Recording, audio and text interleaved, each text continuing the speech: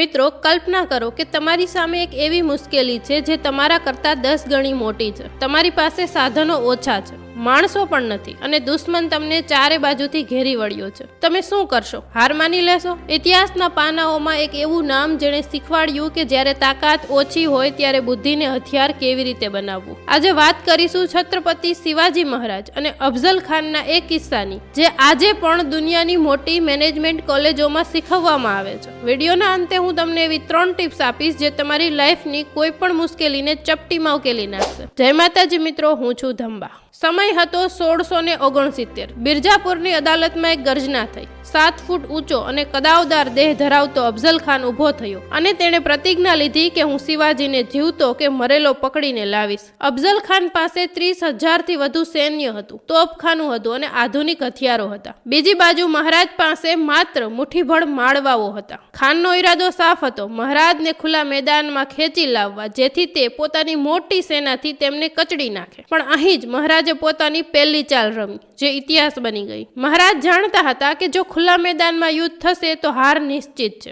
એટલે તેમણે ગેરિલા વોરફેલ એટલે કે છાપામાર પદ્ધતિ અપનાવી. તેમણે ખાનને સંદેશો મોકલ્યો કે હું ડરી ગયો છું, મને માફ કરી દો અને આપણે પ્રતાપગઢના જંગલોમાં મુલાકાત કરીએ. મિત્રો, અહીં ધ્યાન આપજો, મહારાજે દુશ્મનને પોતાની શરતે રમવા મજબૂર કર્યા. પ્રતાપગઢના ગાઢ જંગલોમાં ખાનની મોટી સેના કોઈ કામની નહોતી. મુલાકાત નક્કી થઈ, પણ મહારાજ સાવધ હતા. તેમણે કપડાની નીચે સિલખત એટલે કે કવચ પહેર્યું હતું અને હાથમાં વાઘકન છુપાવેલા હતા. તેમને ખબર હતી કે વિશ્વાસઘાત થશે જ. 16 નવેમ્બર 1669 ના દિવસે મુલાકાતનો સમય આવ્યો. ખાન મહારાજને ભેટી પડ્યો અને પોતાના મજબૂત હાથોથી તેમને દબાવ્યા. અચાનક ખાને કટાર કાઢી મહારાજ પર વાર કર્યો, પણ લોખંડી કવચને લીધે મહારાજ બચી ગયા. ક્ષણનો પણ વિલંબ કર્યા વગર મહારાજે પોતાના વાઘ નખ ખાનના પેટમાં ઉતારી દીધા. જેવો ખાન ઢળી પડ્યો, મહારાજના એક ઈશારે જંગલોમાં છુપાયેલા માળવાઓએ વાળજોડની જેમ તૂટી પડ્યા. જે સેનાને હરાવવી અશક્ય લાગતી હતી તે સેના થોડી જ કલાકોમાં વેર વિખેર થઈ ગઈ. આ વાર્તા આપણને શું શીખવે? પહેલી વાત, મુશ્કેલી ભલે ગમે તેટલી મોટી હોય, જો તમારી રણનીતિ સાચી હશે તો વિજય તમારો જ થશે. બીજી વાત, હંમેશા તમારા દુશ્મનને કે તમારી મુશ્કેલી કરતા 2 કદમ આગળનું વિચારો, જેને આપણે બેકઅપ પ્લાન કહીએ છીએ. અને ત્રીજી વાત, સાધનોનો અભાવ હોવું એ હારનું કારણ નથી, પણ આત્મવિશ્વાસનો અભાવ હોવો એ ચોક્કસ હારનું કારણ છે. એટલે પોતાના પર હંમેશા વિશ્વાસ રાખો. યાદ રાખજો મિત્રો, ઇતિહાસ એ જ લોકો બનાવે છે જે અશક્યને શક્ય કરવાની હિંમત રાખે. જો તમને આ વિડીયો ગમ્યો હોય તો આવી જ વધુ ઐતિહાસિક પ્રેરણાદાયી વાર્તાઓ જાણવી હોય તો ચેનલને સબસ્ક્રાઇબ કરજો.